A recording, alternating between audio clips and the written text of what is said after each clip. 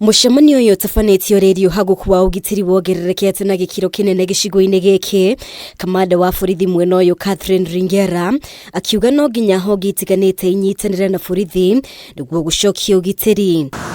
Hĩndĩ ya mucemanio uyu Ringera nĩikĩtie rĩtana kũrĩ atwarithia a bikibiki rĩa gũtĩa na kwaga gũkiria mathaa marĩa mabatie gũkua. We have agreed watakuwa wanatembea kutoka jioni, kutoka asubuhi, ikifika saa 5:30 saa 6 kila mtu ameenda kwao. Ile mtu atakuwa anafanya kazi past midnight, huyu atakuwa customer yetu. Ringeri akiuga ino nĩ njĩra ĩmwe ya kũnyitũkia arĩa makoretwo makiagagia mũingĩ, arĩa augĩte makoretwo makĩhithania sekta-inĩ ya bodaboda. Crime iko na inapanda inateremuka, inapanda inateremuka, so they follow victims.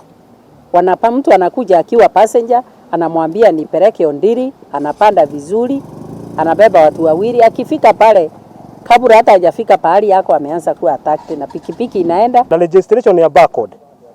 Hiyo barcode wageamurisha kila mtu akuwe nayo. Kama Kinoo Ward 90% wako na barcode. Ona gũtuĩka atwarithia a bodaboda nĩ matugĩrĩtie ikinya rĩa gũkuruhanio mĩhang'o-inĩ ya kũgacĩrithia ũgitĩri, nĩ morĩtie maabitha a borithi mongerere mathaa marĩa mabatie gũkua nĩ ũndũ wa arĩa makuaga ũtukũ. Hata kama kuna kwingine tumefinyiliwa, at the end of the day tumeona ni for the benefit of us security wise ya sisi wenyewe. Watukubalisha tufanye kazi na tukae na wao chini, tuwaambie tutakuwa tukibeba mtu mmoja.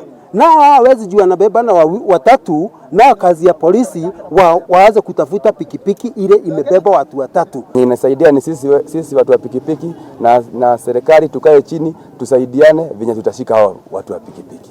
Ndio nasimamia traffic